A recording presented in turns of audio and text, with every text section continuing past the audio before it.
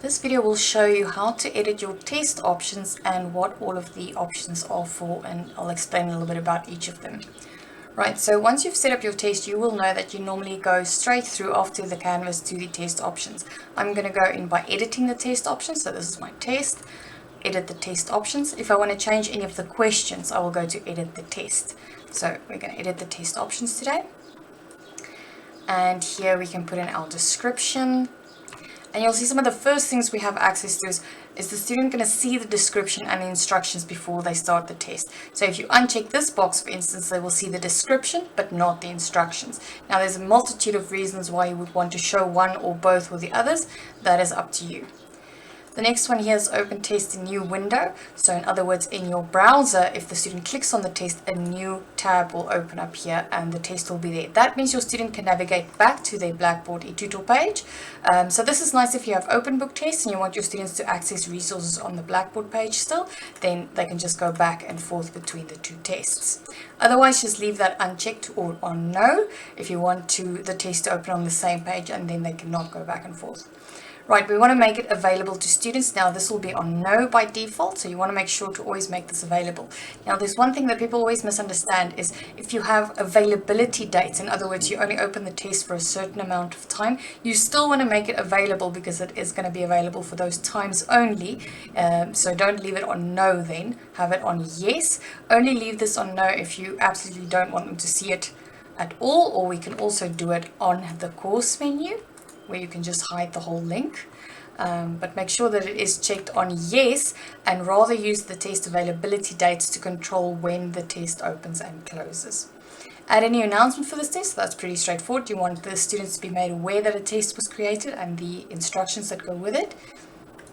Multiple attempts. So if you want to allow students more than one attempt, we check the multiple attempts box. We don't want to have unlimited attempts normally because that's a lot of chaos. We normally just check number of attempts and then whatever you choose, how many attempts they have. And then which of these attempts are going to be the score that counts. So in other words, if you want the last one to be the one that counts, that makes the most sense. You leave it on last marked attempt, but you have some other options here. You can have the highest, lowest, first, or average. Now, forced completion is very important. It will be by default unchecked, and I recommend that you leave it as such. What forced completion does is it stops the test if the student exits the test. But unfortunately, this has a complication that if a student has an unstable internet connection, the forced completion, if checked, will not allow them to continue with their test because it will see an internet hiccup as the student exiting the test. And for our students writing from home who do not have stable internet connections, this will cause a world of problems. So leave that unchecked. You can set a timer up. If you only set the time up, we'll leave it on 60 minutes for now, just so as an example, then students will see a little bar at the top that times the test so that they know how much time they have left. You can also click the auto submit on. That means that after 60 minutes have passed, students, the attempt will be submitted whether the student was finished or not. So again, this is your choice what you want to do here. Now the availability dates are very important, so you check available from, the first one.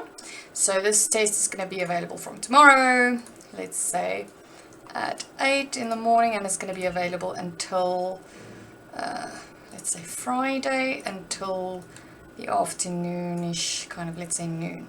Now, do not have students write tests over the weekends because it's very difficult for us to support them and help if there are any complications. Try and stick in between, working hours. Otherwise, we might be a bit slow if your students run into any problems. You can add a password, so you have to let your students know that they need to have a password for this.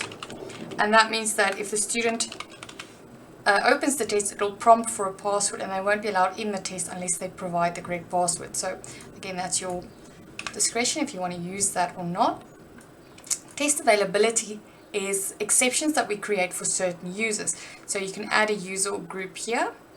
And then once the user is added, like this student here, you can change some of the settings for the student specifically. So if you have a student that needs a bit more time, so I set 60 minutes for everyone else, but this student gets 80 minutes, and maybe I don't have it auto submit, or maybe this student needs an extra attempt, so everyone else got 2 attempts, the student will get 3 attempts, or you might change the dates if the student has to write in a different time slot, so you can change the availability dates here.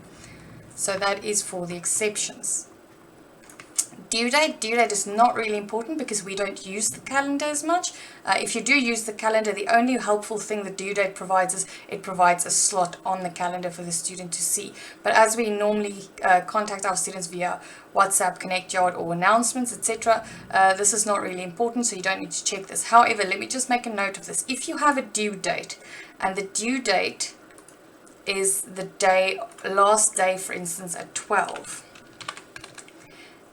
If you check this box, oops, I said AM instead of PM, apologies.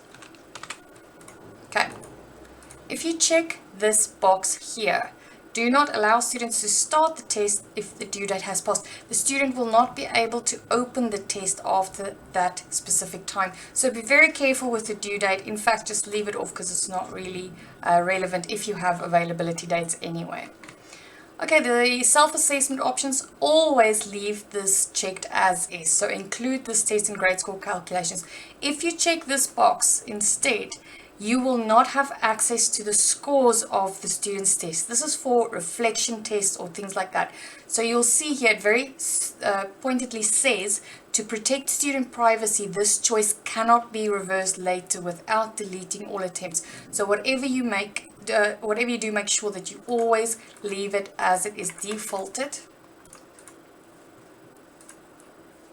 on include this test in grade score calculations. So make sure you want that to be checked.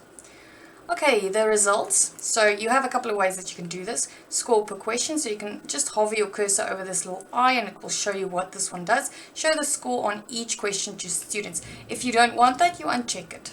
And you can decide when they see it. So after submission, this means immediately after the students have submitted, or maybe after the availability end date if you want students to all first finish writing the test. And this means that only after the 11th of December at 12 they will be able to see whatever I choose here. So I can say I want them to see the scores per questions, I want them to see all of the answers, the correct answers if I provided correct model answers. If not, you can leave that unchecked. If you provided feedback for your students in little feedback boxes under each question, you can provide that back as well. You can set multiple rules, so you can say that maybe after all the attempts are marked, then I want them to be able to see all the correct answers. So you can play around with that a little bit. Okay, presentation is the last thing, then we're done. All at once means they'll see the test in a scrolling, all the questions on the same page at once. One at a time means they have to click next to go to the next question. If you have one at a time, you can prohibit backtracking, but again, for students with an unstable internet connection, this is not a great idea, because if they have a hiccup and the test goes forward, they won't be able to go back to that answer if they have any internet issues. So I would leave this unchecked. And then you can randomize your questions. This means that question 1 for some students will be different than question 1 for other students. But remember, if you have questions that follow in sequence, in other words, the question relates to the previous question, do not check that box, because then it will be confusing for the students if you say, as stated in the previous question, please elaborate, la la la. So that won't work if you randomize your questions. And that is all you need to know about options for tests, and then you can just submit.